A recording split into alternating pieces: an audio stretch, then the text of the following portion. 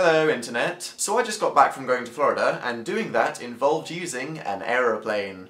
Now I know what you're thinking. Dan, was your airport experience really entertaining enough to make a whole video about? Apparently. So to begin with, I know a million people have probably already talked about this, but if you didn't know, to get into the US, you need to fill out one of these. An Este form. And it asks you a couple of weird questions. For instance, it literally asks, are you a Nazi? Now don't get me wrong, but you'd have to be a pretty stupid Nazi to be caught by that. Sir, you said yes to the Nazi question. Uh-oh, you caught me. Awkward. And also, in the same question it asks, have you been involved in genocide? Now I don't know if the US government was planning on stopping Coney purely on the chance that they'd just intercept him on his way to Disney World.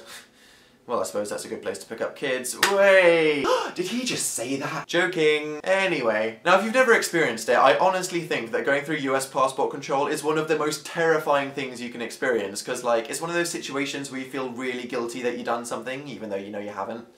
Probably. But for me, when I get there, it can go one of two ways. Number one, even though I have no reason to be, I'll be terrified that I'll say something wrong. Hey, what do you want from me? And how are you today? Fine, absolutely fine. Yeah, and normal, just normal. You know, just not doing bad things or illegal stuff. Okay.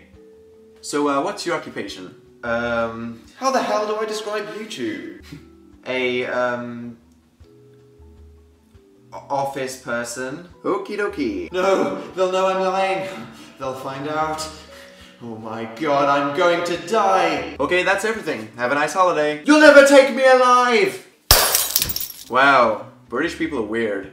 Hey, can I get a broom in here? Number two, I think I'm somebody who subconsciously seeks out confrontation. You know, not in an aggressive way, just in a fun, debatey way. This is not the appropriate time to be like this.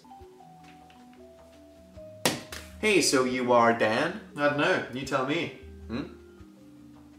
Right, okay, so what's your occupation? Why do you want to know? In case I'm a terrorist? Well, yeah, this is for security purposes. What if it was?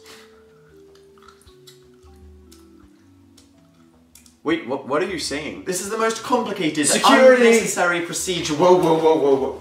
Okay, son, now you're gonna need to drop your pants. Oh god! The first one was probably more accurate. I noticed I had to go through one of those naked body scanner things. Like, imagine if the guy behind the desk is just sitting there going, print screen, print screen, print screen. We're all doomed. But I did tweet the other day about my fears of going through TSA, and you guys said things like,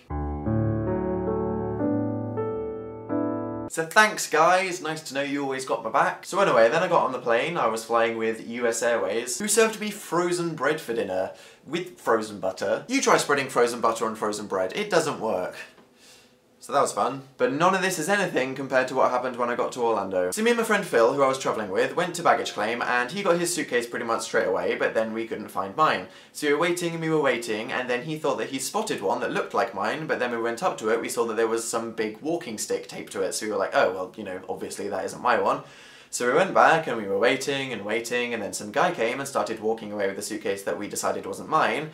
When my friend noticed my bright green luggage tag stuck to the side of the suitcase the guy was walking away with. So we run after this guy, and I was going, stop, what the hell are you doing? You can't just walk away with my suitcase. God, what's wrong with you? Then we look at the lady who was walking with him, who's just standing there looking like this. And we look back at the guy and realise he's a blind man. That actually happened. Good one, Dan. You've only been in America for 10 minutes and you've already shouted at a blind guy for having a similar looking suitcase to you. So there we go. I hope you've once again enjoyed laughing at my misfortune. I mean, the comments on my last video were absolutely hilarious, so if you guys have got any funny airport stories, then please tell me in the comments. And yeah, I think what we're learning from this YouTube journey that we're going on together is that whenever you watch one of my videos, you should basically sit down with a notepad, write down everything I say, and then do none of those things. So in conclusion, I would rather be anally sodomized by a cactus than fly with US Airways again, and if you go to an airport, try to behave. TTFN, guys.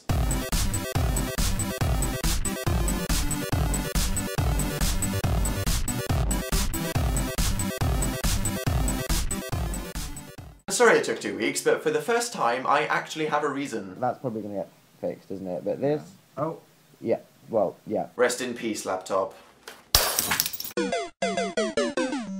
And also, hey to all the people that I met at Playlist Live in Florida. You guys were so awesome, seriously, and I made a bunch of new friends, and I got to hang out with those cool American YouTubers, which, you know, it really just inspired me to make the most of this YouTube thing, so I will. Thanks, guys.